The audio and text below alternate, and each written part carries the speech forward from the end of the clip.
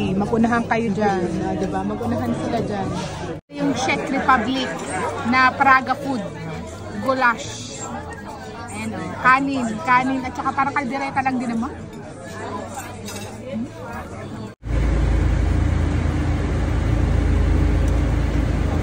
Big table from on the right side, yes? Yeah, we go inside. Let's go.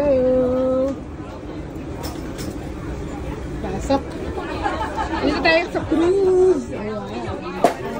Hello mga ka-friendly, magandang araw. Dahil 1-year-old na nga si Kailian ay napagdesisyonan nga naming mag-travel buong pamilya.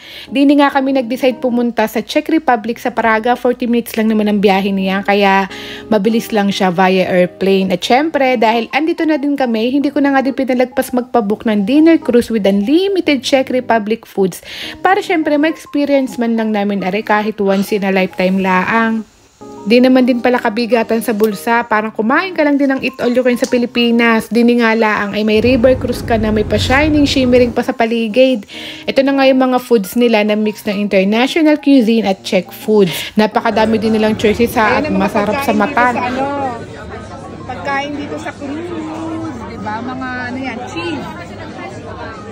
Yan. Mga prosciutto.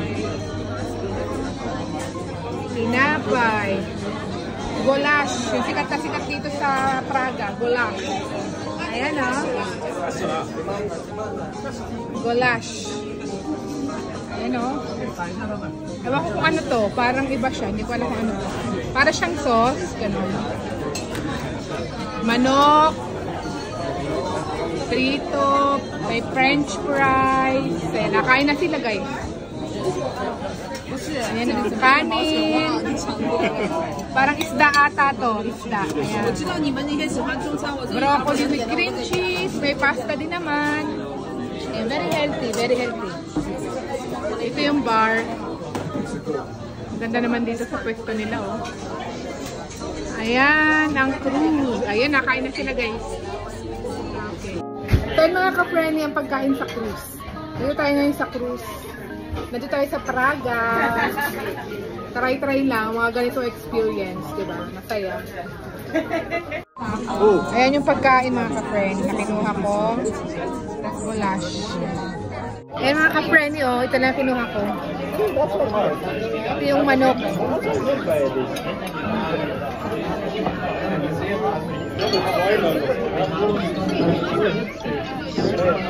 Ano ito?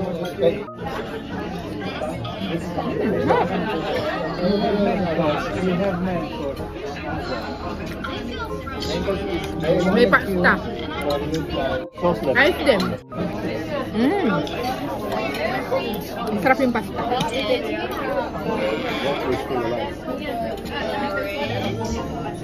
Isda. Ito yung isda. Ito yung goulash. Hindi ko alam kung anong lasa nito pero mukhang okay naman. Tikman natin. Kakaiba sa panlasa ko. Parang kaldereta. Parang tomato sauce.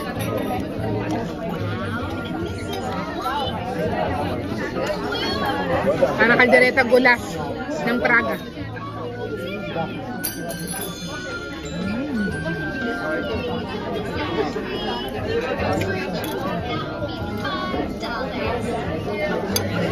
Mga kapreni, ano ko lang to appetizer.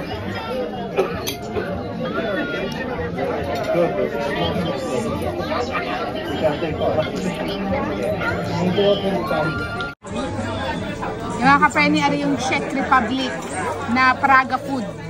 Goulash. Ayan o. Kanin. At saka parang kaldereta lang din naman.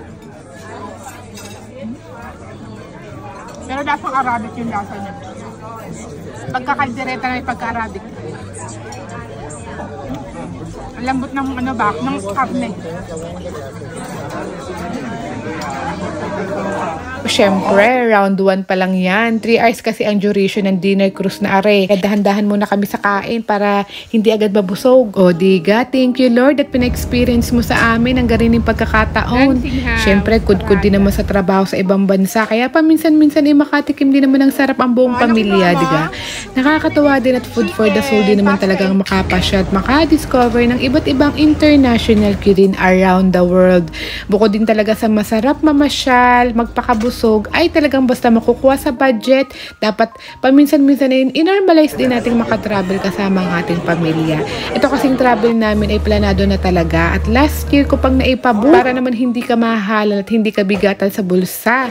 So yun lang mga ka-friendly, thank you for watching. See you on our next video. A la próxima. Ciao!